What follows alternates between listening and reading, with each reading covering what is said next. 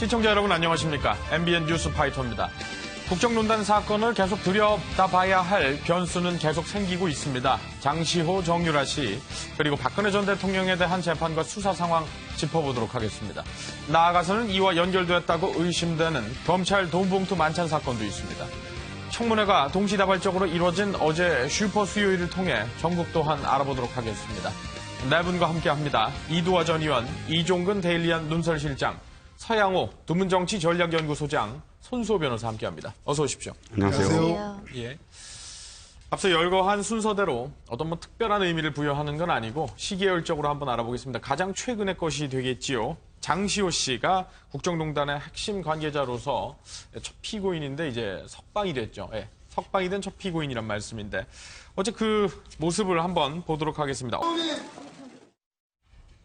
예, 여러 가지 해석들이 나왔습니다. 조금 좀 더 당당한 모습을 보이면서 여러 가지 응대응할 것이란 전망들도 있었는데 그렇지는 않았죠.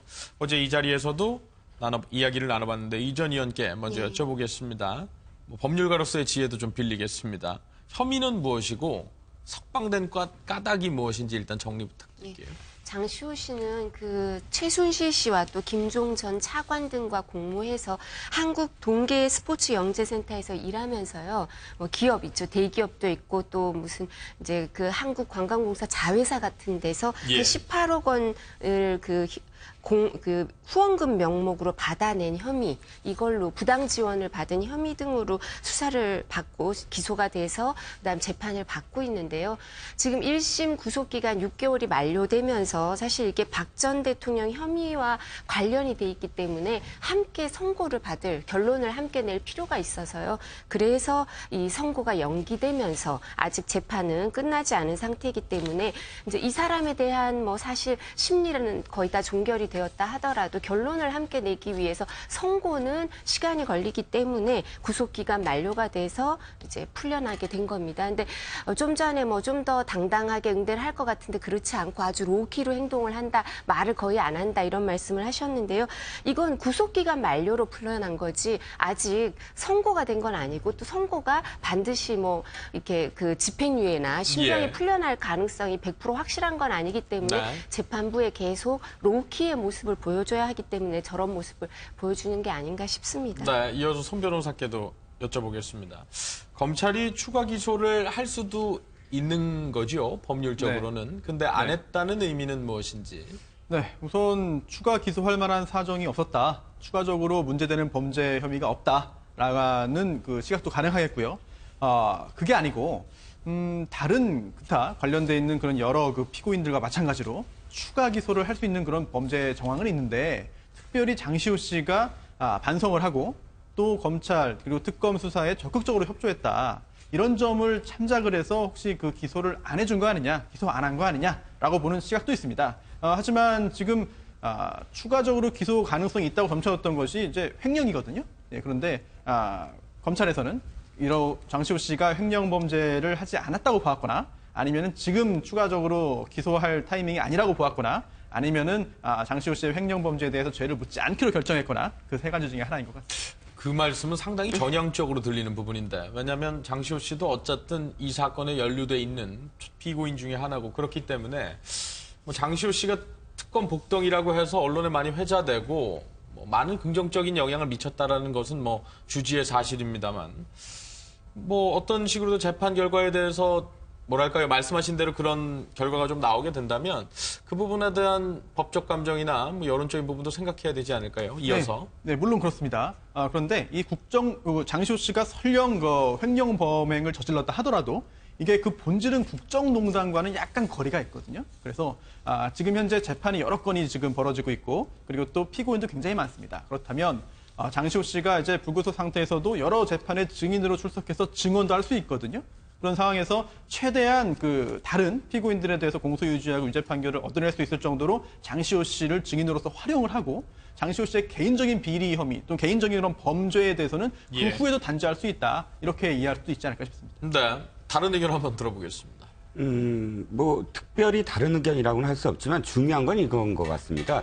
일단 태도에 대한 문제, 가장 중요한 건 반성을 하고 있느냐. 그러니까 그 반성의 어떤 자세가 일관되느냐, 그리고 추가적으로 증거 인멸할 가능성이 있고 뭐 도주의 우려가 있느냐. 그러니까 추가 기소가 안 된 점에 대해서 말씀을 드리는 건데 그런 점과 관련해서는 사실상 장시호가 여타 다른 어떤 그런 그 피고인들보다 훨씬 일찍 반성의 어떤 태도를 보이고 있고 그 반성의 어떤 그런 그 태도가 일관된 뭐 모습을 보이고 있기 때문에 추가 기소를 하지 않았다라고 보여지고요. 저는 사실 뭐 장시호 씨가 이 풀려나서의 어떤 태도 이런 모습을 보면서 또 드는 생각은 사실상 장시호 씨의 목적은 석방이거든요.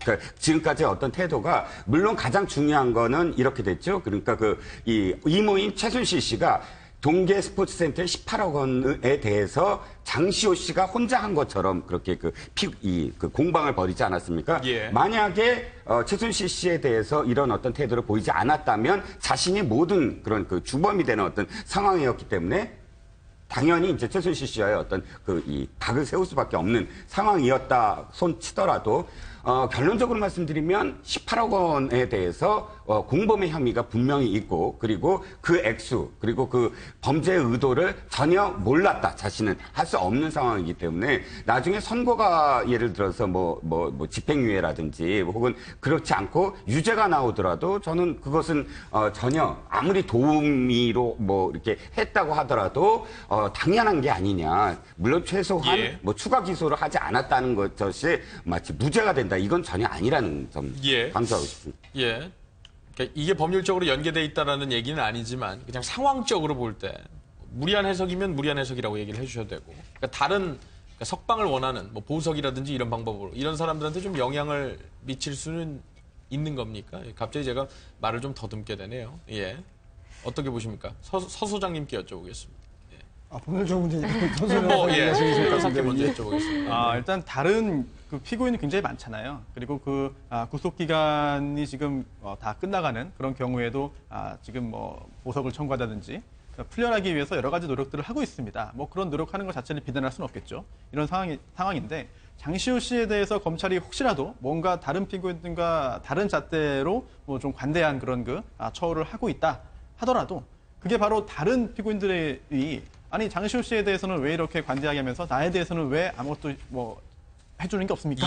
라고 주장한다 한들 그게 사실 뭐 검찰이 이걸 주의 깊게 들을 필요도 없는 것이고 또한 또 보석 같은 경우에는요 결국은 이제 법원에서 이제 결정을 하게 됩니다. 그런데 법원에서 아니 장시호 씨 같은 경우에 추가 기소도 검찰이 안 했다? 그렇다면 다른 피고인도 좀 더 이제 관대하게 해주자 그렇게 판단할 이유도 없거든요. 그렇다면은 장시호 씨는 그동안 검찰 수사에 적극적으로 협조를 하고 이 국정농단 사태가 초기에 정말 참 어떤 그 사태의 사건의 어떤 그 조각도 잘 모르는 상태에서 굉장히 중요한 기여를 한 것은 사실입니다. 그래서 그러한 점이 만약에 인정받아서 좀 유리하게 관대하게 처분을 받았다는 것이 있다 하더라도 그런 점이 있다 하더라도 그게 다른 피의자 또는 다른 피고인에게 직접적으로 뭐 영향을 미치지는 않을 것으로 보입니다. 사실 이와 관련해서는 검찰의 힘을 단적으로 보여주는 거죠.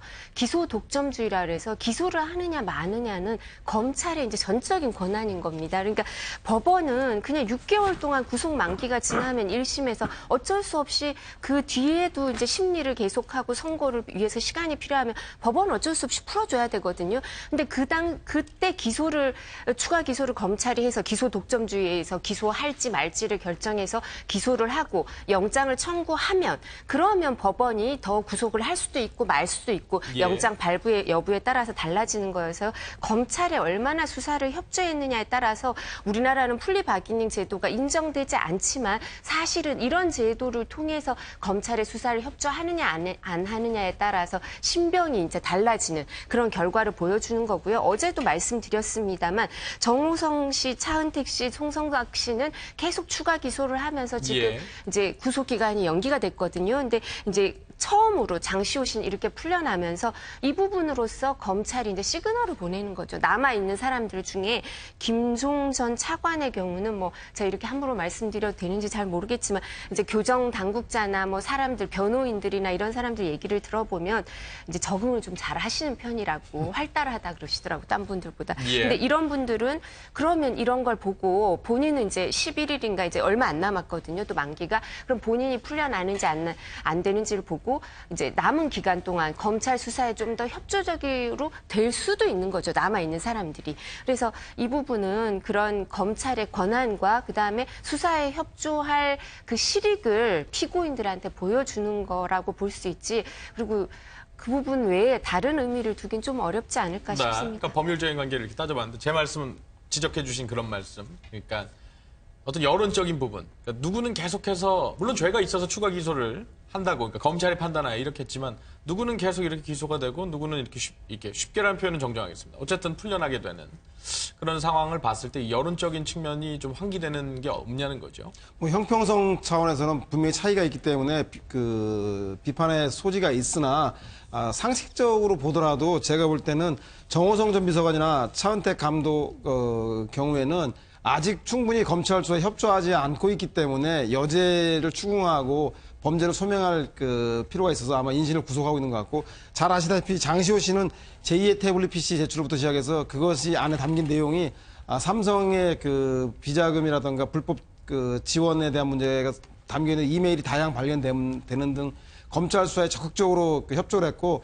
최순실 씨의 그 숨겨진 금고라든가 그리고 가방에서 보았던 그 인사 파일, 대포폰에 대한 그 진술까지 특검이 요구하는, 검찰이 요구하는 건 무엇이든지 다 도움을 주었기 때문에 더 이상 장시호 씨를 통해서 인신 구속을 통해서 수사를 통해서 밝혀낼 부분이 없을 정도로 적극적으로 협조했기 때문에 구속 영장을 더 청구하지 않은 건 아닌가. 따라서 남아있는 그 정호성 비서관이라든가 차은택 감독도 검찰 수사에 적극적으로 협조한 여부에 따라서 예. 검찰이 추가 영장을 연장을 하느냐 마느냐를 판단할 수 있는 기준이 아닌가. 그래서 국민들이 볼 때는 뭐 장시호 씨의 적극 협조이기 때문에 더 수사할 그 여지가 없는 건 아닌가. 다만 재판만 박근혜 대통령과 공범이기 때문에 박근혜 대통령의 재판 기일과 맞춰서 재판에 함께 하려고 하는 거 아닌가.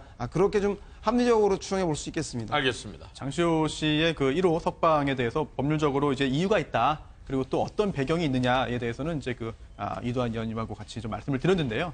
이게 정치적인 부분이라고 하긴 좀 그렇습니다만 탄핵에 반대하는 분들, 반대했던 분들, 그리고 또 지금 박근혜 전 대통령이 누명을 쓰고 있다, 무죄다라고 주장하시는 분들도 적지 않게 계십니다. 네. 이제 그런 분들이 또 이번 장시호 씨에 대한 그 석방에 대해서 또 이게 문제를 제기하고 있습니다. 대표적으로 이제 신동국 총재 같은 경우에도 네. 이거 봐라. 장시호 씨만 유독 특별한 대우를 받고 먼저 나왔다. 이런 걸 볼 때 탄핵 자체가 기획된 국민 기만극임을 보여주는 것이다. 예. 라고 말할 정도로 이번에 그 장시호 씨가 이제 먼저 석방됐다는 게 또 보는 각도에 따라서는 또 여러 가지로 정치적인 해석도 나올 수 있는 그런 부분은 임은 또 사실인 것 같습니다. 근데 네. 사실 법원에서 정호성 씨나 차은택 씨, 송성각 씨에 대해서 계속 영장을 발부해 준 건요. 그 죄명이 이제 좀 다르긴 합니다만 또 김종 전 차관에 대해서도 영장을 청구한 게 대부분 위증이거든요. 청문회에서 위증했다 이건데 보통 그걸로 구속영장이 발부되지는 않습니다. 근데 이렇게 영장을 계속 발부해주고 있는 거는 법원의 판단, 그리고 판사들도 다 다른 사람들인데 이 법원도 사실 이 상황의 엄중함, 그다음에 국민들의 여론이 어떤 부분을 많이 차지하고 있는지 의식을 하고 있기 때문에 이 구속에서 불구속 상태로 바꾸는 데 대해서 부담을 많이 가지고 있는 것 같습니다. 예. 그래서 아마 이 판결을 쓸 때도 1심 판사들은 여전히 그런 부담을 안은 채로 판결을 쓸 수밖에 없지 않나. 그래서 그런 부담도 뭐 원래 여론에서 독립해서 재판을 할 수밖에 없지만요. 예. 그렇지만 일정 부분 그런 부담이 작용은 하고 있는 게 아닌가 예. 싶습니다. 신동욱 총재가 어떤 대표성을 이 사건과 관련돼 있는지는 모르겠습니다만 어쨌든 네. 어떤 한 사람이 여러 죄를 지었는데, 보통 이제 그렇다면은 재판 하나로 다 이제 진행됩니다. 그런데 이거를 검사가 따로따로 하나씩 떼서 기소를 하는 거죠. 그리고 또 그렇게 돼서 결국은 재판 하나마다 이제 최장 6개월 동안 구속될 수 있기 때문에 이게 1심 재판 과정의 구속 기간이 늘어날 수 있습니다. 만약에 이번 사건이 아닌 다른 일반적인 사건에서 검사가 그렇게 행동을 했다 한다면은 이거는 사실 검찰권의 남용이라는 비난도 받을 수가 있거든요. 예. 물론 이번 사건이 굉장히 중요한 사건이고 또한 또 검찰이 최초의 수사를 함에 있어서도 여러 가지 어려움이 있었다는 점, 더군다나 특검까지 또 이제 발족해서 수사했다는 점을 고려할 때 이해할 만한 측면도 충분히 있습니다만 일반적인 그런 평범한 사건이라고 이제 바꿔서 본다면은 여러 가지 논란을 야기할 수도 있는 그런 부분인 거죠. 알겠습니다. 정유라 씨의 아들이죠. 네, 정유라 씨는 최순실 씨의 딸이고요. 아들이 보모, 이제 아들을 보살펴주는 사람과 함께 또 그녀의 말을 관리했던 말 관리사와 함께 어제 귀국했다는 소식도 들려왔습니다. 관련 영상 보시겠습니다. 체류 및 보육 비용 정윤화가 직접 지원해줬습니까? 3년 동안 왜 안 돌아오신 거예요, 그동안? 한국에서 어디에서 거주할 예정이십니까?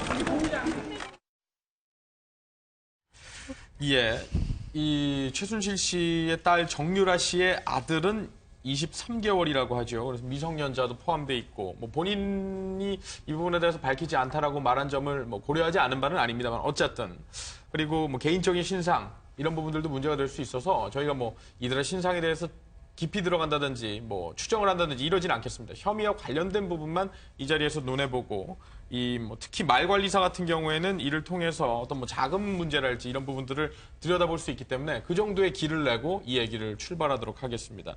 이종훈 실장께 여쭤보겠습니다. 네네. 뭐 말관리사는 그럼 뭐 어떤 직책을 갖게 되는 거고 어떤 역할을 수행했다고 보는 거죠? 말관리사 이모 씨는 뭐 지난 아시안 게임 때 은메달 딴 이후부터 이렇게 이 최순실 씨와 또 정유라 씨와 함께 합류를 해서 오랫동안 이 말관리사로서 일을 했는데 중요한 건 말관리사로서의 어떤 일이 중요한 것이 아니고 도피 과정 그러니까 최순실 씨가 국내에 와서 부속이 되고 또 이제 그 이전에 이미 노승희 씨가 이제 귀국을 하고 그런 과정 속에서 실질적으로 이 도피라든지 혹은 체류라든지 모든 독일에서의 어떤 생활을 책임졌던 사람이다라고 지금 보여지는 것이죠. 예.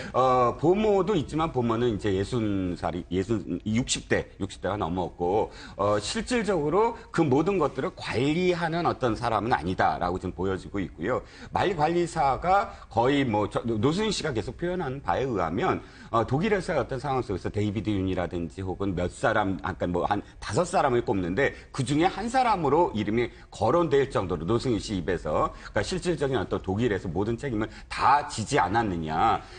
이 정유라 씨가 돌아왔을 때 기자들이 묻지 않았습니까? 체류 비용은 어떻게 된 거냐. 그게 굉장히 중요한 질문인 게, 그 도피 과정 속에서 어떠한 자금으로, 그러니까 그 자금이 예를 들어서 삼성으로부터 받은 돈의 일부였는지 아니면 국내에서 계속 자금 송금했는지 아니면 그 이전부터 최 씨 일가가 독일로 이미 이제 외화를 도피해서 그 자금이 독일 속에서 그러면 쓰여졌는지 이것이 굉장히 중요한 부분인데 정유라 씨가 모른다라고 했다면 과연 그것을 누가 집행하고 누가 받고 하는 모든 자금 내역을 알 것이냐. 그러면 어저께 귀국한 두 사람 중에는 말관리사가 그 모든 것을 책임지지 않았겠느냐라는 추정을 할 수 있어서 굉장히 중요한 인물로 지금 부각이 되고 있습니다. 이들은 특히 마필관리사의 경우에는 검찰의 조사 선상에 올라와 있죠. 그러니까 다시 말씀드리면 이들이 뭔가를 주도했다라는 선까지 지금 현재 추정하기는 무리라 치더라도 돈이 어떻게 쓰였는지 어떤 방식으로 적어도 돈을 누가 줬는지 이 부분에 대해서는 알 수 있지 않을까 하는 생각이 드는 겁니다. 네, 정유라 씨에 대해서 구속영장 청구했으나 기각됐습니다. 그래서 검찰의 이 사건 관련된 수사가 좀 주춤한 거 아니냐라는 그런 분석이 있는데요. 네. 이런 상황에서 좀 돌파구를 찾을 수 있는 그런 계기가 아닌가 이런 시각도 있습니다. 그런데 이 마필관리사와 보모가 과연 얼마나 잘 알고 있겠느냐, 얼마나 내밀한 일들을 알고 있겠느냐, 여러 가지를 알고 있어야 도움이 될 거거든요. 첫 번째 그게 전제가 되겠고요. 또한 두 번째는 알고 있는 이야기를 다 이야기할 것이냐 여부도 관건이 될 것입니다. 또한 세 번째로 과연 검찰에서 부른다고 해서 검찰에 나오겠느냐라고 하는 것인데요. 지금 현재 그 범죄를 범해왔다라고 검찰이 봐서 그 피의자로 보는 것이 아니라 현재로서는 단순 참고인이라고 하고 있습니다. 그런데 이 참고인의 경우에는요. 나와서 수사에 협조해달라, 이야기 좀 해달라라고 요청을 하고 부탁을 하는 거지 강제로 데려올 수가 없습니다. 네. 예외적으로 국가보안법 사건 같은 경우에 참고인을 구인하고 유치할 수 있는 조항은 있습니다. 국가보안법에. 그런데 그게 아닌 다른 일반 사건의 경우에 참고인을 강제로 데려오기는 올 수는 없거든요. 그렇다면은 이 마필관리사 보모가 얼마나 검찰 조사에 참고인으로서 적극적으로 도움을 줄 것이냐 이 부분도 마지막 남은 관건인 것 같습니다. 예, 현실인 낙관과 비관이 항상 교차한다고는 하지만 손 변호사께서는 주로 비관론적인 부분을 많이 짚어주시는. 그런 생각이 듭니다. 이 전 의원께서는 어떻게 보십니까? 네, 사실 이 마필 관리사는 친분이 오래됐다고 하죠. 그리고 또 이제 말을 관리해 주는 사람은 승마 선수랑 친분이 깊을 수밖에 없습니다. 많은 예. 걸 공유하고 이제 말이라는 이게 그 승마라는 운동이 유일하게 이제 동물하고 사람이 감정을 교감하면서 하는 운동이라는 것처럼 이 말을 관리하는 사람하고도 너무 친분이 깊을 수밖에 없는데요. 그러니까 그리고 또 말을 관리하는데 돈이 참 많이 들죠. 그리고 이제 말이 어디 있는지를 이 사람은 알겠죠. 그 비싼 말들이. 예. 그렇기 때문에 일정 부분은 그 돈이 뭐 부정했는지 어땠는지 몰라도 실제로 지출되는 부분, 그다음에 돈이 쓰인 데 대해서 그 말이 존재하는 곳 뭐 이런 거에 대해서는 이 마피 관리사가 알고 있을 가능성이 큽니다. 결과물에 대해서. 그리고 정유라 씨가 구금돼 있는 기간 동안 은 일정 부분 누군가는 돈을 어디선가 인출해서 좀 이 사람들도 생활비 썼을 거 아니에요. 네. 아이를 돌봐주고 이러는데. 그러니까 그런 부분에 대해서 일정 부분 토막 진실을 알고 있을 가능성 크죠. 그게 진실의 뭐 대다수는 아니라 하더라도. 네. 근데 이분이 얼마나 협조할 건가 이런 문제가 있는데요. 마필 관리사가 한국에 들어와서 일할 수 있는 데는 제한적입니다. 이렇게 승마라는 게 이렇게 그게 승마에서 이제 고용이 창출되는 데가 그렇게 많지 않거든요. 네. 그렇기 때문에 마필 관리사 입장에선 자기 앞으로 한국에서 계속 생활을 하려면 정유라 씨를 도왔던 이 부분, 정유라 씨가 평생을 책임져 줄 건 아니니까 이 부분에 대해서 일정 부분 이렇게 정리해 두고 싶은 것도 있을 거거든요. 그래서 그 일정 부분은 수사에 협조할 가능성도 있지 않을까 싶고요. 근데 그 본인도 이 부분에 대해서 너무 깊은 사실을 알고 있을 가능성도 없지만 알고 있다고 하는 경우에 본인이 문제될 수도 있으니까요. 적정한 부분에서 협조를 할 수 있으면 좀 하겠다라는 마음을 먹지 않을까. 또 그랬으면 하는 게 많은 국민들의 바람이겠죠. 그래서 이게 저희가 바라는 것 중에 하나는 정말 부당하게 취득한 재산이 있고 그 재산이 은닉이 돼 있다면 그걸 찾고 싶은 사람들의 마음 아니겠습니까? 네. 그래서 환수해서 세금이면 세금대로 아니면 또 다른 대기업에서 갖고 간 돈이면 이 부분이 국고에 환수되길 또 이제 다시 복귀돼서 돌아가야 할 곳에 돈이 돌아가길 바라는 게 있으니까 검찰이 이 부분 또 집중해서 수사해야겠죠. 네, 소 소장님. 예, 60대 보모는 그야말로 보모이기 때문에 신상에 대해서는 알 수 있겠지만 내밀한 자금의 흐름이라든가 이런 것들을 알기는 쉽지 않을 텐데 이 말관리사는 좀 상황이 다른 것 같아요. 단순한 그 최순실 씨와 정유라 씨에서 고용된 고용인이 아니라 사실상 최순실 씨의 그 국정농단과 이 자금 은닉에 대한 것들에 대해서 공모한 혐의가 있지 않냐 할 정도로 좀 깊이 연관되어 있는 것 같습니다. 왜냐하면 이분이 단순하게 그냥 말관리사가 아니라 코어스포츠의 페이퍼 컴퍼니, 코어스포츠 아실 텐데 삼성으로부터 불법적으로 지원받은 돈을 독일로 빼돌리기 위해서 만들었던 페이퍼 예. 컴퍼니인데 거기에 이사로 등기되어 있고 그리고 말관리사라면 아마 삼성이 블라디미르라고 지원해준 가장 큰 금액이 말인데 한 30여 개 지원이 돼서 말을 산 과정들을 누구보다도 잘 알 수 있을 것 같다라는 생각이 들었어요. 아마도 그 재산 해외 은닉 문제와 삼성의 뇌물수사 사건과 관련되어서 깊이 있게 관련 있는 인물이기 때문에 검찰은 예의주시하고 아마 제가 볼 때는 이 보모보다는 말관리사에 대해서 집중적으로 조사할 계획을 세우고 있는 건 아닌가 생각이 듭니다. 네. 이 실장께는 화제를 좀 바꿔서 여쭤보겠습니다. 박 전 대통령 얘기입니다. 재판 얘기를 했어요. 그동안 재판 많이 받기 힘들다라는 얘기는 쭉 했는데 구체적으로 숫자를 좀 이제 제한이 오니까 그렇죠. 그 부분에 대해서 이제 거부를 하는 의사를 밝혔습니다. 네, 그렇습니다. 일주일에 지금 4회거든요. 이 재판이 어떤 의미를 갖는다, 혹은 최순실 게이트에 대한 어떤 충격적인 어떤 사건이다, 이런 거를 좀 제외하고 실제로 재판 과정을 이렇게 보면, 일주일에 나흘, 4일 동안 연달아서 재판을 받는다는 건 사실 건장한 사람이라도 힘든 건 맞습니다. 그거 안 힘들다 할 수 없는 것이고요. 근데 이제 그것을 변호인단이 어떻게 설명을 했느냐, 그게 이제 중요한데, 첫 번째는 이제 전직 대통령에 대한 예우를 해달라, 감안해달라, 전직 대통령으로서의 품위를 유지할 수 있게 해달라라는 점. 두 번째는 이제 나이가 66세다가 여성이다. 여성은 굉장히 또 강조를 했어요. 여성이다. 그래서 차력이 벗어날 수 없다. 이러이러한 점 때문에 주 4회 재판을 고려해달라라고 주장을 했습니다. 네. 이런 부분, 이런 접근 방식은 조금 감정적으로 치우칠 수 있다는 우려도 있겠습니다만, 두 분 법률가께 짧게 여쭤보겠습니다. 그러니까 현실적으로 4번이면은 뭐 많다고 느껴집니까? 그러니까 많죠. 많아요? 네, 사실 많습니다. 그래서 예. 뭐 제가 그런 얘기 전에도 했었는데 이 관련 사건에서 워낙 재판을 많이 받으니까요. 이제 그 재판부에서도 이 사건들 재판부가 아니라 딴 재판부도 가면 오후에 증인 신문이 길어지는 경우에 이제 판사님 3분이 계시죠. 그 중에 한 명은 자기 사건이 아니거든요. 그리고 2분은 부장은 이제 소송을 지휘하니까 그렇고 한 명이 이제 주심인 경우에 이제 자기가 주심이 아닌 경우에는 다른 사건의 경우에 체력적으로 힘들면 판사도 사실 사람이니까 예. 이렇게 졸기도 하고 이렇게 그러기도 하는데 그것처럼 이렇게 하루 종일 재판을 받으면 일주일에 한 번이라 하더라도 사실 힘들어요. 솔직히 말씀드리면. 네. 그러니까 지금 국정농단 사건 관련해서 이 재판을 일주일에 한 번 이상 받는 분들은 대부분 힘들다고 호소를 하고 있어요. 그래서 이 사건 관련해서 지금 이제 정말 유일하게 꼿꼿하게 이렇게 정말 이렇게 모범적인 태도를 보이는 건 이재용 부회장밖에 없어서 삼성의 미래가 밝다라고 하는 사람들도 있던데. 네. 근데 그렇기 때문에 여담으로 듣겠습니다. 예, 이건 여담이고요. 그래서 그게 놀랍다고 할 정도로 오히려 그게 이례적이고 놀라워서 법조인들 사이에 화제가 될 정도지 보통은 힘들고 졸고 뭐 이렇게 딴짓을 하거나 제대로 안 네. 듣고 이게 사람인 이상 정상일 네. 수밖에 없습니다. 네, 그럼 이 부분도 물어보겠습니다. 그러니까 물리적으로 힘들다는 의견은 이해하겠습니다. 그런데 사안의 심각성이라는 것도 있고 또 그에 대한 접근 방식이 단순히 물리적으로 힘들다 이게 아니라 뭐 대통령에 대한 예우라는 부분들 뭐 이런 점을 근거로 든다라는 거는 좀 어떻게 보십니까? 일리가 있는 겁니까? 일부 일리가 있을 수도 있습니다만 전체적으로 볼 때는 그렇게 중요한 부분은 아닌 것 같습니다. 그리고 주 4회 재판이라는 게 횟수가 많은 건 맞아요. 그런데 이게 근거도 있습니다. 형사소송법에 집중심의 규정이 있거든요. 예. 그래서 재판 심리에 이틀 이상 소요되는 경우에는 부득이한 사정이 없는 한 매일 계속 개정하여야 한다라고 하고 있습니다. 따라서 법적인 근거는 있는 상황이고요.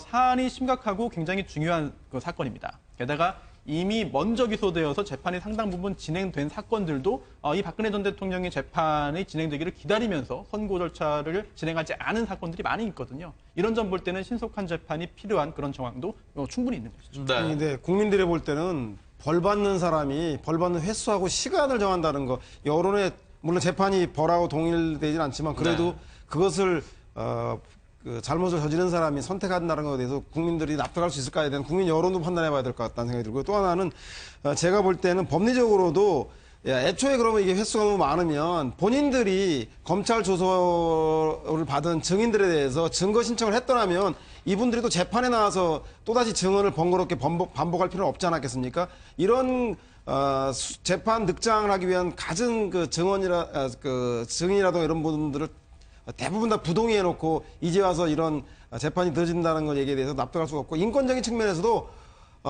재판에 걸리는 시간은 똑같을 텐데 참여할 경우에 심야나 밤늦게까지 지난번에도 하지 않았습니까? 예. 오히려 4번 나눠서 하는 게 건강을 위해서도 도움이 된다고 재판부의 그 의견도 있으니까 제가 볼 때는 법리적으로 보나 인권적으로 볼 때나 그리고 국민 여론으로 볼 때 박근혜 전 대통령의 이런 그 변호인들의 요구는 납득하기 상당히 어려운 측면이 있다는 네. 건 사실인 것 같습니다. 예, 이 실장님께는 이 부분 여쭤보겠습니다. 뭐 말씀하신 부분에 이어주셔도 되고. 예.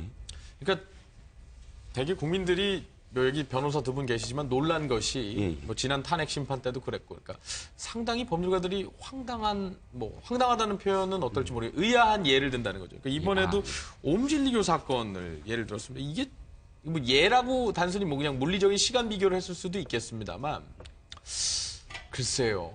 뭐 예를 들면 일반적으로 사용되는 예라고 봐도 되는 건가요? 일단 지금 일본 이 사건을 좀 말씀을 드릴게요. 1984년도에 만들어진 종말론 종교입니다. 일본에서. 근데 이 종교가 뭘 주장했냐면 어떻게 종말이 오냐면 이 핵폭탄이나 혹은 가스, 세균 무기로 이 세계가 종말이 된다. 이렇게 주장을 했어요. 그런데 종말이 안 오니까 실질적으로 가스를 살포를 한 거예요. 그러니까 일부러 그걸 조작을 한 거죠. 종말인 것처럼 보이기 위해서. 그래서 1995년에 도쿄 지하철에서 사린가스를 살포를 해서 많은 사람들이 이 사상자가 발생을 했습니다. 자, 이것과 관련해서 1심이 10년 7개월 걸렸어요. 실제로.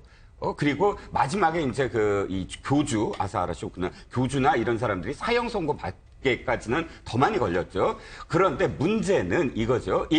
1심이 10년 7개월이나 걸린 사건을 이렇게 찾아낸 거는 참, 이렇게 참 찾아냈구나라고 할 수가 있는데 왜 하필 이 사건이냐는 거죠. 자, 일본에서도 이 사건이 10년 몇 개월에 걸린 이 사건에서 굉장히 사법제도를 개혁해야 된다. 우리의 사법제도가 잘못되고 있다라고 반성을 해요. 그것이 일본이 뭐 이렇게 정말 인권을 위해서 이렇게 10년을 끌었다라고 생각하는 게 아니거든요. 일본 사법 법조계에서도. 네. 그렇기 때문에 일본도 부끄러워하는 그런 오래 걸린 사건을 굳이 왜 끌어다 썼으며 또 이 피고가 사형당한 사건. 그러니까 사실은 이게 정말 인권적으로나 정말 최악의 세계적으로도 일본이 정말 부끄러워하는 그런 사건을 굳이 예를 들어서 이 괜히 비교를 하게 만드는 제가 방송에서 이 얘기까지 다 뭐 이런 사건이다라고 얘기해서 비교하게 만드는 사건이니까 굉장히 부적절했다는 거죠. 네. 근데 아마 변호사들이 이런 생각을 하고 있는 것 같습니다. 제가 전에도 말씀드렸지만 이 사건을 오래 끌어야 된다는 생각을 하고 있는 것 같아요. 그리고 일단 이제 1심 구속 만기가 지나면 6개월이 지나면 또 풀려날 수도 있다 이 생각도 할 뿐만 아니라 이제 오래 끌어야 된다고 생각하면서 증인을 이제 그냥 법조계에서 회자되는 이제 이 변호사들 얘기가 이제 회자가 되고 있는데 어떤 얘기를 하냐면 아마 삼성 관련 사건 이제 진술 부동의에서 증인으로 나오는 사람이 152명쯤 될 겁니다. 그러니까 다른 혐의까지 해서는 한 400여 명 된다고 주장을 한대요. 근데 그 증인을 다 불러야겠다. 그러니까 400여 명이 나오면 재판이 길어질 수밖에 없다. 이런 얘기를 하는데 이 아마 옴진리교 사건이 증인이 한 500명 이상 나온 사건입니다. 그래서 이렇게 오래 걸렸거든요. 네. 그래서 이걸 비교를 하시는 것 같은데 지금 이 실장님 말씀하신 것처럼 너무나 부적절하고 부정적인 비교에서 문제가 되고요. 그리고 지금 이 패널들이 말씀하신 것처럼 그리고 아까 제가 처음에 법원이 부담을 갖고 있다고 말씀을 드린 것처럼 법원이 아마 이걸 구속 만기로 6개월이 지나서 풀어주기가 참 어려울 겁니다. 그래서 6개월 안에 어떻게 해서든 이 사건의 결론을 내려고 노력할 겁니다. 네. 과연 어떤 변론인지 한번 생각해 보게 되는 그런 예시였습니다. 일단 그렇게 넘어가고요. 전국 얘기로 좀 돌아가 보겠습니다. 문재인 정부가 취임 한 달을 맞았습니다. 문재인 대통령이 이제 애초에 현장 방문을 많이 해서 현장의 목소리를 많이 듣겠다는 얘기를 약속한 바 있는데요. 어제는 소방서를 갔었습니다. 그동안 뭐 학교도 가고 인천공항도 가고 여러 군데 갔었는데 어제는 정정하겠습니다. 소방서를 갔었다고 하는데요. 관련한 영상 준비되어 있으면 먼저 보시겠습니다.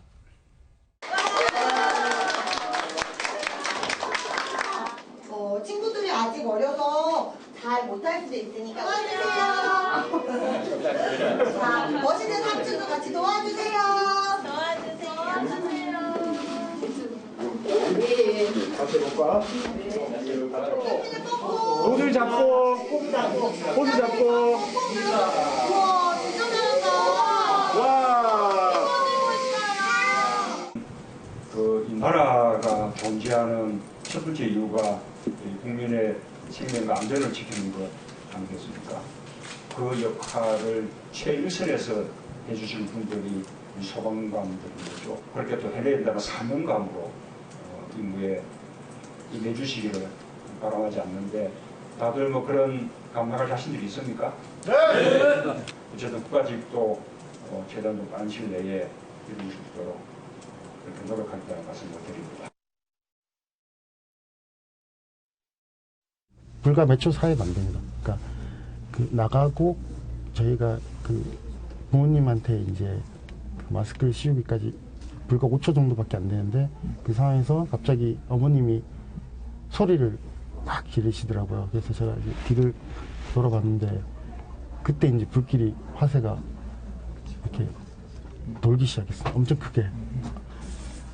그래서 일단은 저는 이제 방화복이랑 보호 장구를 차고 있기 때문에 제가 이렇게 막지 않으면은 그분들이 이제 화상이나 그런 게 있기 때문에 일단 먼저 막고 불길보다는 일단은 저희 부모님들을 먼저 보호해야 되겠다는 생각밖에 없어서 이게 난간을 닫고 있는데 이미 여기 장갑에 불이 이렇게 붙어 있더라고요. 제가 이제 한 임무가 이렇게 시민들의 생명을 구하는 일이다 보니까 일단은 침착하게 대처하는 게 가장 현명한 방법이라 생각해서 이제 그런 사명감이 있었기 때문에 그렇게 순간적으로 행동하지 않았나 생각합니다. 결혼식을 앞두고 있었는데 예비 신부 생각이 나더라고요. 아, 정말요? 어제 이렇게 와서 이렇게 많이 울더라고요. 네, 앞으로 좀 더 조심하라고. 그래서 제가 알겠다고. 그래도 내가 한 일에 대해서 후회하지는 않는다고 이렇게 말씀했습니다. 계명대학교 후배들이 성금을 모아서 한 2천만 원 우리 소방본부에 전달해오고 그것도 참 고마운 일이었는데 또 그에 대한 보답으로 우리 최길수 대원이 그때 늦춰진 결혼을 하고 신혼여행을 가지 않는 대신에 그 비용을 또 그 학교 발전기금으로 내놨다는 그 보도를 제가 봤는데 그건 잘하셨는데 그런데 신혼여행 안 가는 것은 그건 잘못된 거예요.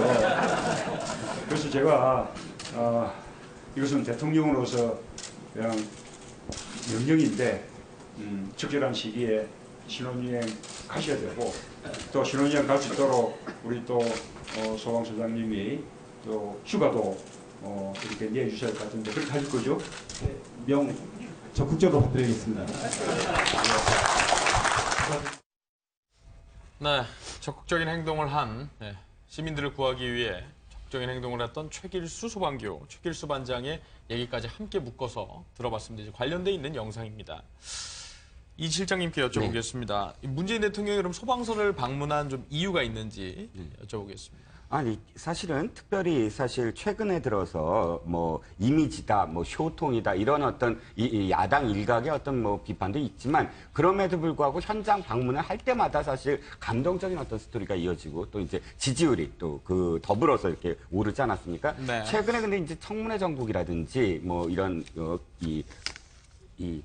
새로운 어떤 임시국회 뭐 이게 열리면서 한동안 현장 방문이 좀 뜸했어요. 그리고 현충일 추념사 이후에 현충일 추념사에서도 소방대원들을 언급을 했는데 바로 그 다음날 소방서를 방문했단 말이죠. 네. 그러니까 소방서에 근무하시는 그런 소방직 공무원들은 사실상 굉장히 감동을 받을 수밖에 없는 거죠. 현충일에서의 어떤 언급도 굉장히 감동스러웠는데 직접 찾아와서 많은 것을 약속했는데 저는 이 약속 중에 좀 기억에 남는 부분이 이겁니다.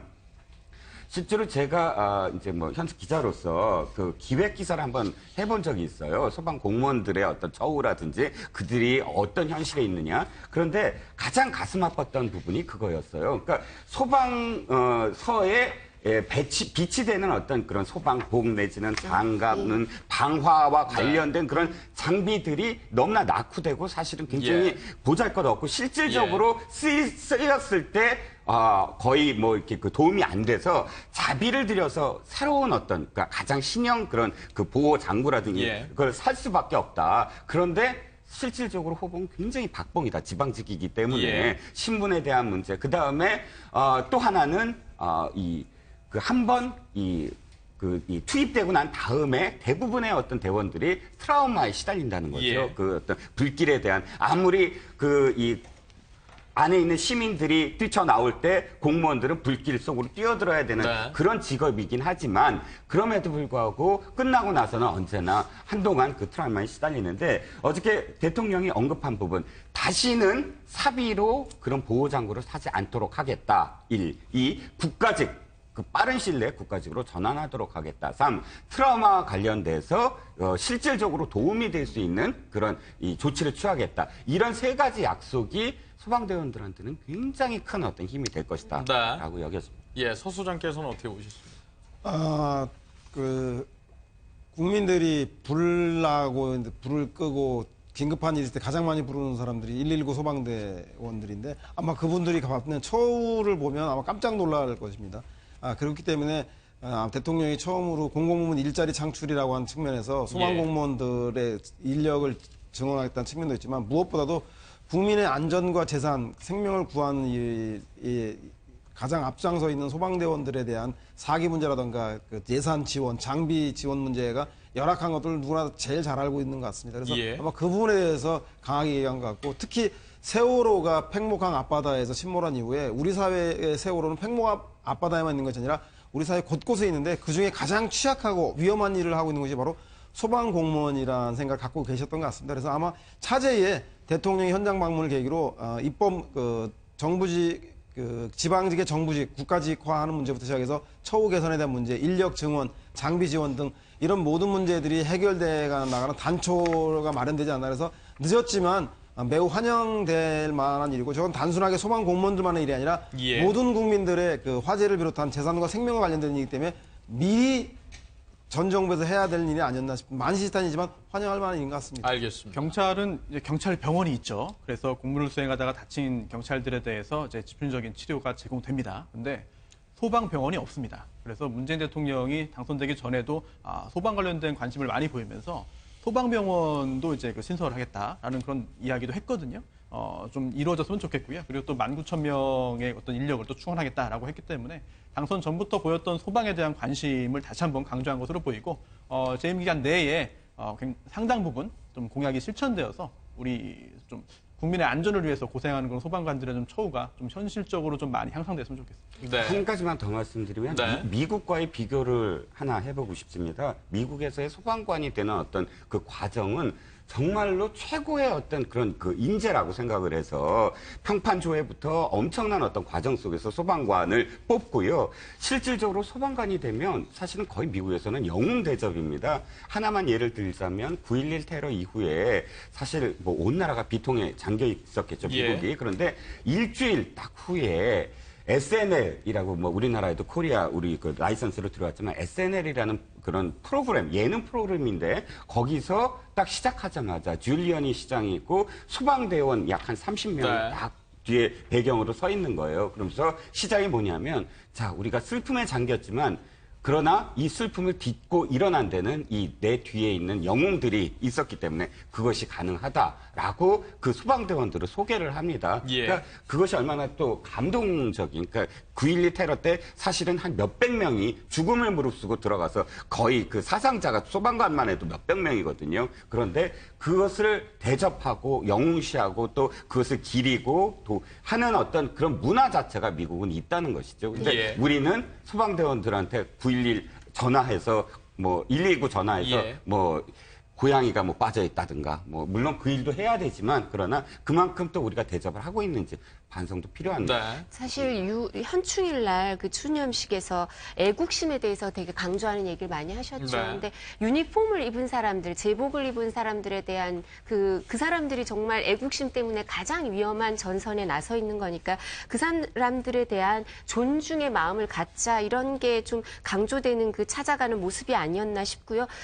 문 대통령께서 지금 미세먼지, 그다음 치매라는 용어 이제 다시 개발해서 또 다른 용어가 좀 네. 쓰여야 될 텐데 그리고 소방관 이렇게 찾아가서 공약과 관련한 모습도 있지만 정말 국민들이 민생에 와닿는 현장을 찾아간 게 아닌가 싶어서요. 바람직한 것 같고 또 뿐만 아니라 홍보팀도 열심히 일을 하고 있는 것 같은데 예. 그리고 경험이 있어서 잘하는 것 같은데 연예인들을 항상 이제 연예인들이 같이 가는데 예. 뭐 치매의 경우에도 치매 그 어른을 모시고 있는 사람 박찬일 예. 씨. 그리고 소방관의 경우도 그 역할을 했던 유지태 씨 그리고 그 추념식에서도 보면 이보영 씨가 그 헌시를 낭독을 했는데요. 원래 최근까지 경찰 역할을 했었죠. 그래서 그리고 국선 변호인 역할도 하고 해서 네. 이미지가 좋으니까 그런 부분 홍보도 잘 하시는 것 같은데 이렇게 와닿는 문제를 홍보까지 잘해서 그 관심을 환기시킨 건 좋지만 실제 재원이 많이 드는 일이고 하니까 또 정치는 결과까지 책임지는 거니까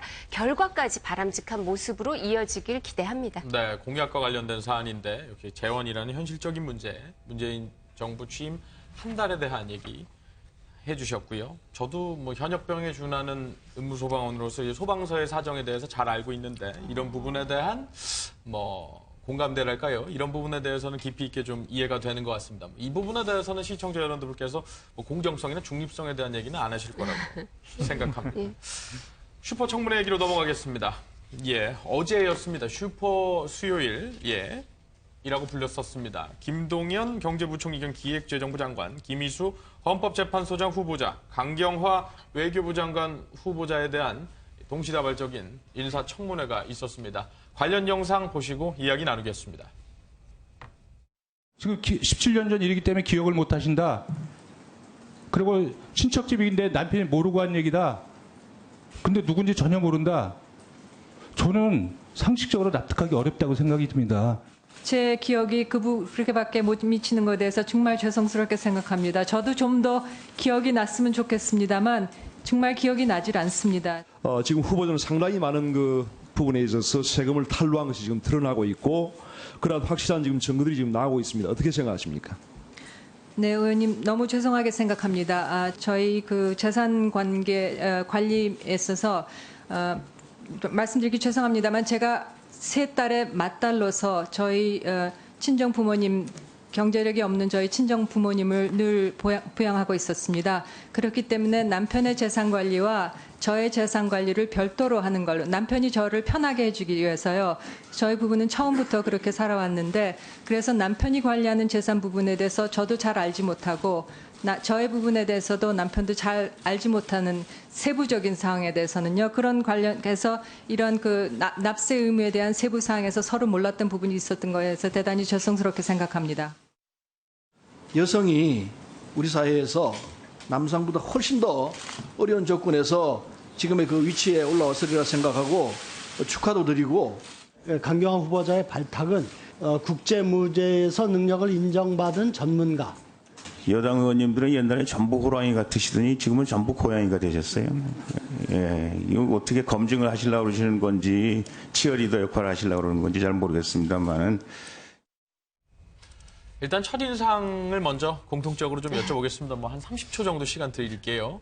그러니까 의혹이 좀 속 시원하게 해명됐다고 보시는지. 이두아 의원부터. 의혹이 속 시원하게 해명된 부분도 있지만 좀 미진하게 남아있는 부분도 있는데요. 야당의 칼날이 그렇게 날카롭지는 않았던 것 같고요. 그리고 뭐 낙마를 시켜야 된다, 뭐 이렇게 부적격이다 이렇게 얘기는 하지만 칼날이 날카롭지 않았고 결정적인 건 없어서 저는 대부분 청문회가 이렇게 실제로 임명이 되지 않을까라고 생각을 합니다. 네.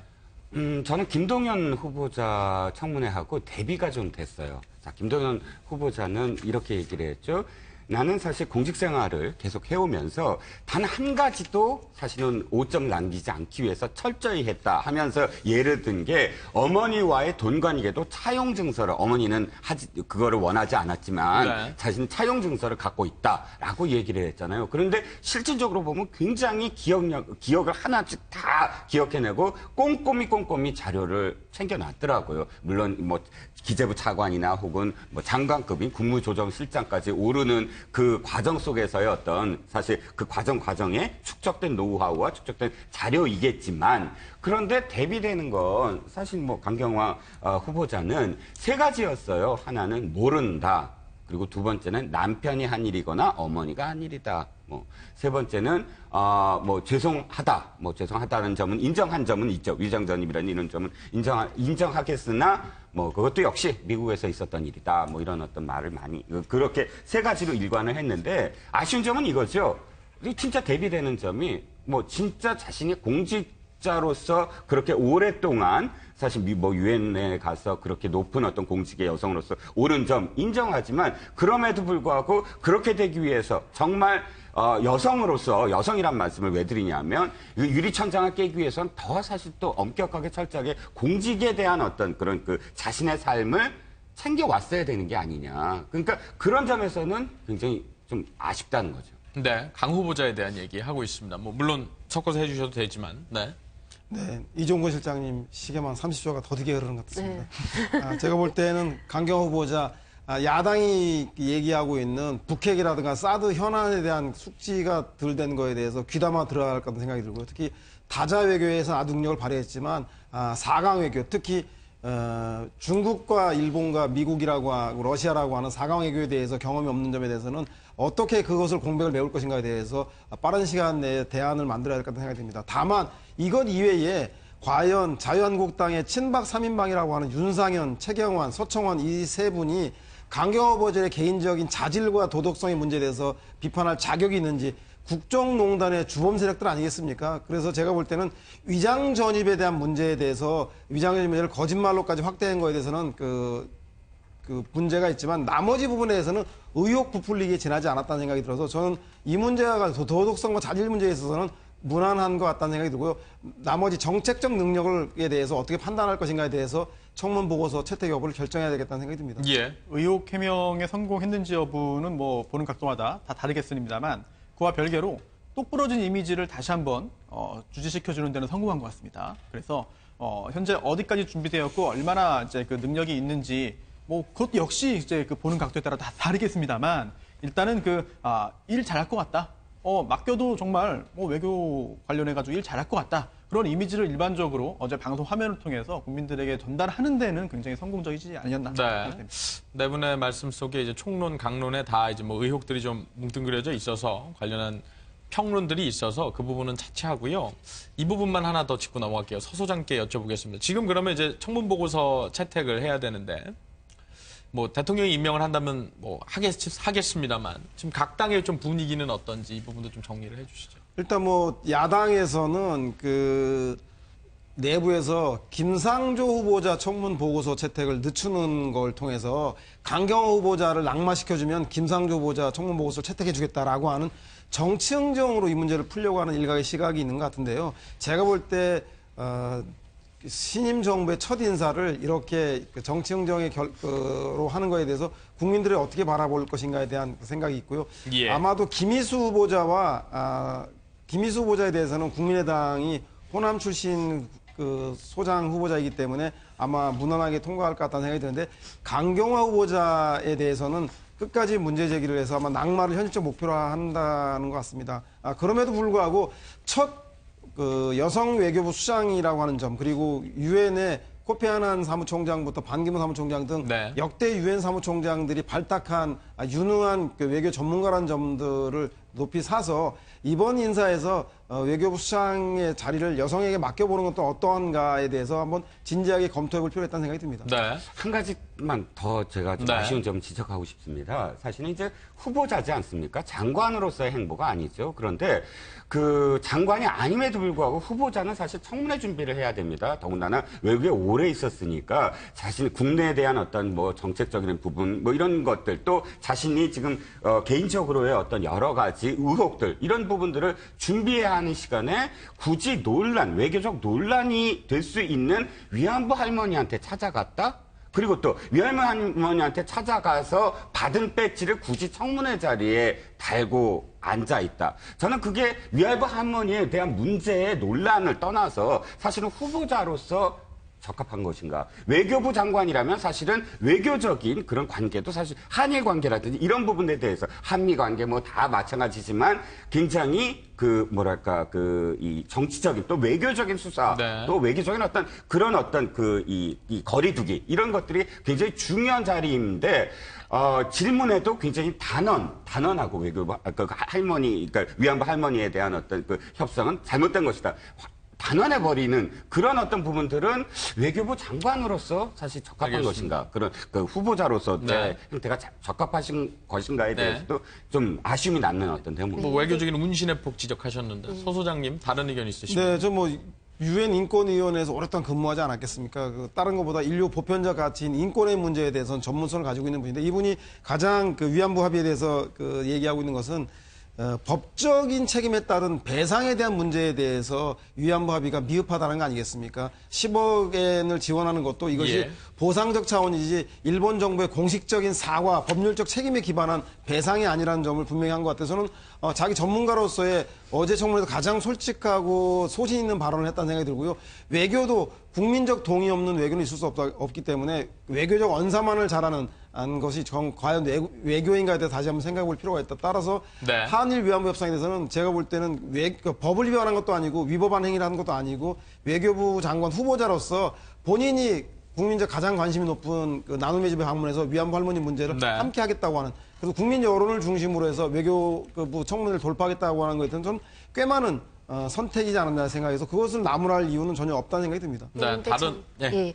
저는 사실 이 강경화 후보자의 경우에는 여성이기 때문에 그 정치권에서 지금 강경화 후보자 낙마론, 뭐 빅딜론 이런 얘기를 하는 것 자체가 사실 청와대에 오히려 강경화 후보자를 임명할 어떤 그 추진력을 주는 것 같습니다. 왜냐하면 그렇게 강경화 후보자를 문제 삼는 거는 일정 부분 해명 논란도 있었고 의혹이 자잘한 게 있기는 있지만 좀 더 오히려 이 정치권이라는 게 사실 남성 위주의 카르텔로 돼 있는 게 사실이거든요. 그렇기 때문에 후보자 지금 이렇게 좀 여러 후보자가 있는데 여성을 딱 집어서 얘기한다는 것 자체가 어쩌면 그런 게 내재돼 있는 게 아닌가라는 그런 마음을 여성 단체나 여성들이 많이 갖고 있을 수밖에 없어요. 그래서 저희가 지금 잠깐 쉬는 시간에 얘기할 때도 강경화 후보자가 답변을 잘한 게 재산 관련해서 내가 세 딸 중에 맏딸이니까 나는 우리 친정 부모님을 책임져야 돼서 재산이 분리돼 있었다. 이런 얘기를 하니까 또 여성들이 지지하게 되고 그 부분에 대해서 또 높이 평가받는다. 이런 얘기가 네. 있었던 것처럼요. 상징성이 있고 스토리가 있기 때문에 사실 저는 미흡한 부분도 많다고 생각합니다. 그리고 유리천장을 깨는 거에 있어서 유리천장을 깨는 것 자체도 의미가 있지만 어떤 사람이 어떤 절차로 깨는지도 큰 문제고 중요하죠. 그렇지만 예. 처음에 깰 때는 일정 부분 우리가 많이 이렇게 감내하고 또 일정 부분 이렇게 그 다른 엄격한 기준보다는 유리천장을 깬다는데 기준을 둘 수밖에 없는 그런 면이 있어서 임명될 가능성이 일정 부분 더 커지지 않나 싶고요. 네. 그렇지만 또 저는 문재인 정부가 이런 부분에서 처신을 잘 보여줬다고 생각하는 게 그 임성남 외교부 1차관이 유임되지 않았습니까? 네. 근데 그 임성남 차관은 외교부에서는 항상 보면 누가 장관 될 것 같다, 누가 어떻다 이런 평판이 따라다니는데 임성남 차관은 언젠가는 장관이 될 것 같다라고 역량을 인정받는 사람 중에 하나니까 이 외교부 인사에 있어서 사실상 안정감을 주거든요. 미국이나 일본에도. 예. 그렇기 때문에 이 임성남 차관이 뒷받침을 해준다면 강경화 후보자가 장관으로 임명되더라도 자신의 그 인권 그 운동가로서의 그런 역할 그리고 다자 외교로서의 경험을 임성남 차관이 보좌해 주면서 역할을 잘 해낼 수 있지 네. 않을까 싶습니다. 예, 아무래도 야권의 공세가 가장 거셌던 후보자였기 때문에 강경화 후보자에 대한 얘기를 첫머리에 배치를 했는데 열띤 너무 얘기들이 많으셔서 다른 후보자분들에 대한 얘기가 조금 축약될 수 있을 것 같습니다. 김희수 후보자 얘기 보겠습니다. 5.18 관련한 얘기가 있었죠? 관련한 영상 보시겠습니다. 5.18은 저에게 굉장히 괴로운 역사였습니다. 저는 사법연수원을 수료하고 당시 군복무중이던 법무관이었습니다. 주어진 실정법이 가진 한계를 넘기 어려웠습니다. 그 재심 판결 헌정질서 파괴 행위에 대한 항거 행위로서 정당행위로서 무죄라는 재심 판결을 수용을 합니다. 제 판결의 결과로 지금까지 고통을 받고 있는 사람들에게 진심으로 죄송한 마음입니다. 네, 김희수 후보자에 대해서는 지금 이 시각에도 인사청문회가 이루어지고 있죠. 방금 말씀 들으셨고 어제 이 자리에서도 논했습니다만 5.18 이제 판결에 대한 비판들이 많았습니다. 근데 이제 얘기의 요지가 시대 상황이 좀 어쩔 수 없음을 좀 이해해달라는 취지였던 것 같은데 그에 대한 비판도 역시 따르고 있어서요. 어느 분께서 먼저 말씀하시겠습니까? 자유롭게. 네, 제가 예. 볼 때는 어제 아이러니한 장면은 임을 위한 행진곡에 대한 재창도 거부했던 자유한국당에서 5.18 민주화운동 관련 기사분을 증인으로 신청한 문제에 대해서 오히려 좀 더불어민주당이나 정의당에서 신청해서 양심과 소신에 대해서 김희수 헌법재판소장 후보자에 대해서 따져야 될 문제가 아니었나 싶어서 좀 의아했고요. 결국은 자유한국당은 진보든 보수든 간에 반대를 위한 것으로 이번 청문회를 임하고 있는 거 아닌가 단적으로 보여준다는 얘기가 들고요. 저는 5.18 피해 단체에서 5.18 부상자 단체에서 가해자가 아니라 피해자임에도 불구하고 본인이 군 법무관 시절에 했던 재판이었고 결정적인 영향을 미칠 수 없는 상황이었다라는 것들을 지적하면서 양해할 수 있다. 소장을 하는데 아무런 제약이 되지 않는다라고 밝힌 거에 대해서 저는 안도하는 편인데 그럼에도 불구하고 많은 분들이 구조와 조건이 상황이 어려움에도 불구하고 자신의 소신과 양심을 지켜오면서 우리나라 민주주의를 이끌어왔습니다. 헌법재판소장이 되시더라도 제가 볼 때는 소수 의견에 대해서 존중하려고 하려면 자신의 소신과 원칙과 양심들이 있어야 될 텐데 그 문제에 대해서는 야당이라던가 국회의 질의가 매서운 추궁이 있기 전에라도 본인 스스로가 지난 문제에 대해서 명백하게 사과하고 반성하면서 털고 가는 것이 오히려 김인수 헌법재판소장 후보자를 위해서도 필요한 것이 아닌가 생각이 들었습니다. 네. 저는 일단 자유한국당이 5.18을 어떻게 입장이 있느냐 없느냐가 중요한 게 아니라 청문회잖아요. 청문회라면 청문위원으로서 헌법재판소장이 어떤 판결을 예전에 내렸을 때 그것이 지금의 생각과 일관성이 있느냐 그걸 계속 물어보는 거 아닙니까? 그렇기 때문에 2012년도에 헌법재판관 네, 후보자로서의 청문회 때 한 발언과 지금의 어떤 발언, 예를 들어서 5.16을 어떻게 생각하느냐라든지, 뭐 이 판결을 어떻게 또 5.18과 관련된 판결을 어떻게 생각하느냐에 대한 어떤 그런 질문들은 사실 청문위원으로서는 뭐 굉장히 다 타당하다. 그걸 써갖고 당의 어떤 입장이나 이렇게 변주는 건 좀 부적절하지 않나 싶고요.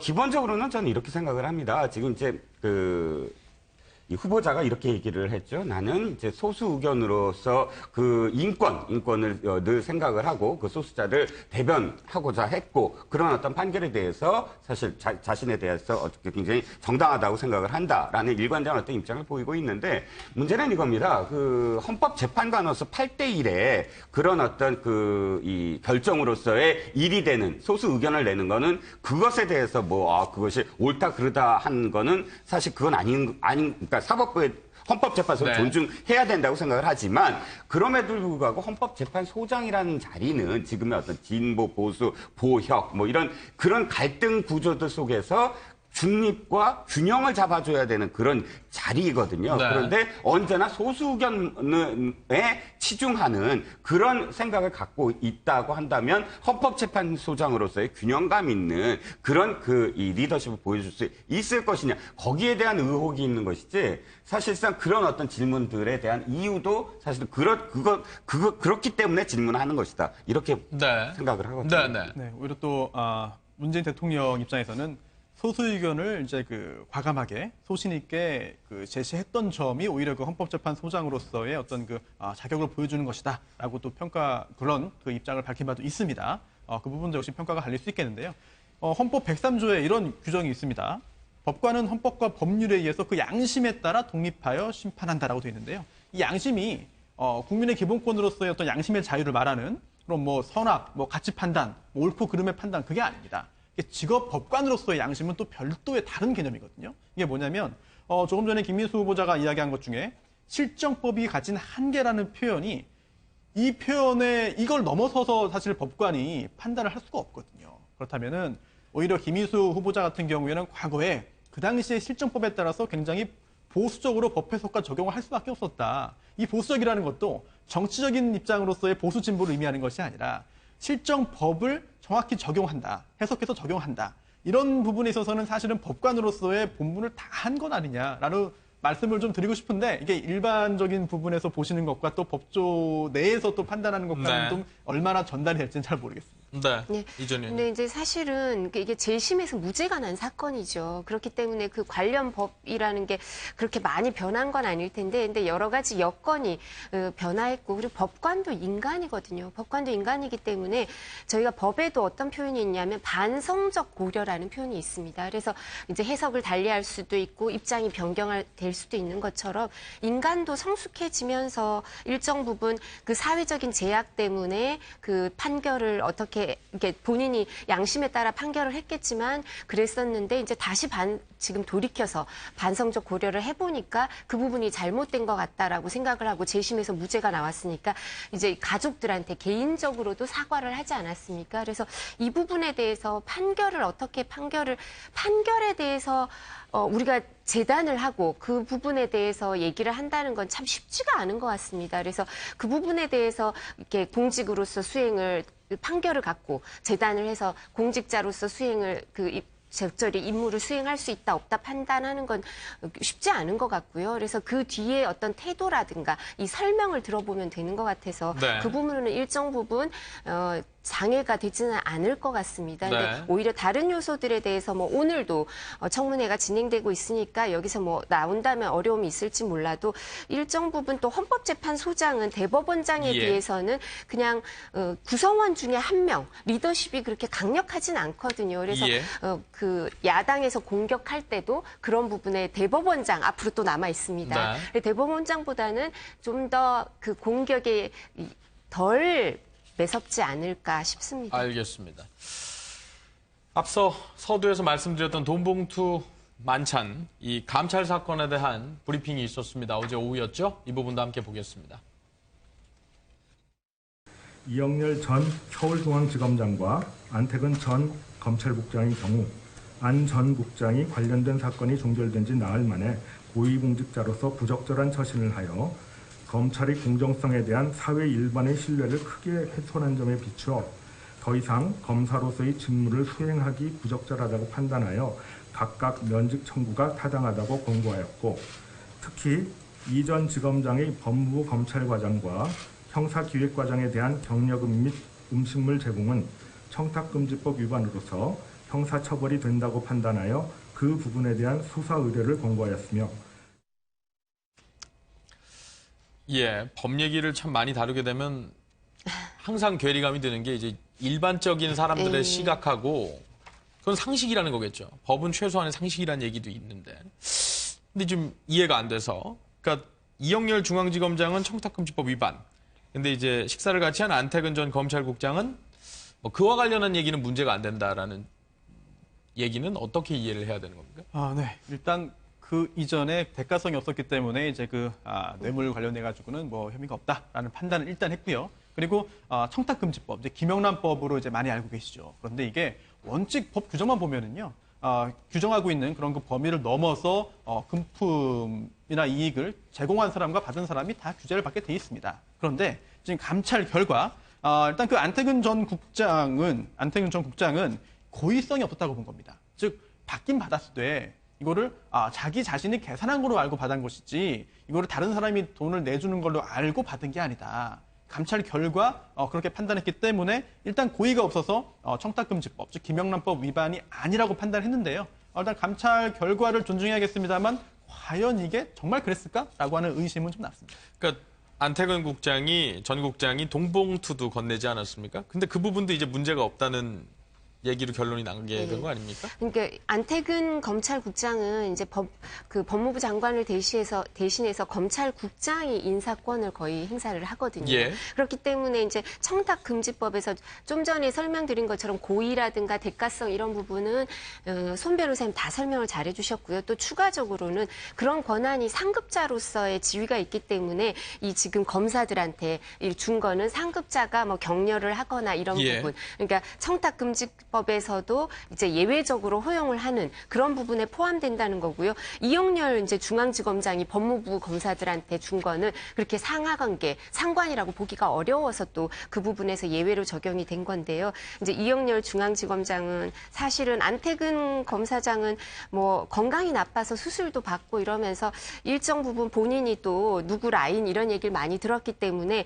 이렇게 일정 부분 언젠가 나가야 된다 이런 생각을 하고 있었을 거예요. 근데 사실 솔직히 말씀드리면 이영렬 중앙지검장은 더 큰 꿈을 꾸고 있고 법조계 내의 평판도 아마 DJ 정부에서 청와대에 갔었기 때문에 더 잘 될 사람이라고 생각했을 텐데 행동을 이렇게 하시는 바람에 두 분 어려워지셨어요. 두 분 변호사께서 법리적으로는 잘 설명을 해주셨는데 그럼에도 불구하고 납득이 안 가는 부분이 대통령이 대노했다는 말이죠. 대통령이 취임하고 지금 한 달 아직 안 됐는데 두 번이나 굉장히 대노해서 개혁을 해라, 조사를 해라 한 사안인데 보면 그래서 이제 문제가 된 게 이거 아닙니까? 특수활동비의 문제. 그런데 들여다보니까 이쪽에서 이쪽 건넨 돈은 문제가 되지 않고 이쪽에서 이쪽 건넨 돈은 문제가 됐다. 그리고 그런데도 불구하고 받은 사람들은 문제가 있는데도 불구하고 받은 사람들은 경고에 그치고 또 그거를 지켜본 것에 대해서 사실은 부적절했다라고 이야기하고 이런 부분들이 사실 아무리 법리적으로 설명을 들어도 국민들이 이거 특수활동비가 문제가 있는데 과연 이게 납득이 가는 그러니까 좋은 돈이 있고 나쁜 돈이 있냐 돈에도 이렇게 이해할 수밖에 없는 상황 아니겠느냐 하는 거죠. 박근혜 최순실 사건에 대한 공소를 유지해야 되기 때문에 노승건 차장 검사라든가 이런 분들을 경고 조치할 수밖에 없던 그런 고육지책을 이해 못하는 바 아니나 애초에 검찰의 돈봉투 사건은 우병우 민정수석의 봐주기 수사에 대한 수사는커녕 돈봉투 70만 원에서 100만 원 조사는커녕 김영란법 위반이라고 하는 9만 원 이상의 식사라는 거 가지고만 아주 경징계한 거 아닌가에 대해서 국민들은 받아들이기 쉽지 않다는 생각이 듭니다. 네, 하실 말씀이 더 많은데 아쉽습니다. 뉴스파이터 여기서 마치겠습니다. 고맙습니다.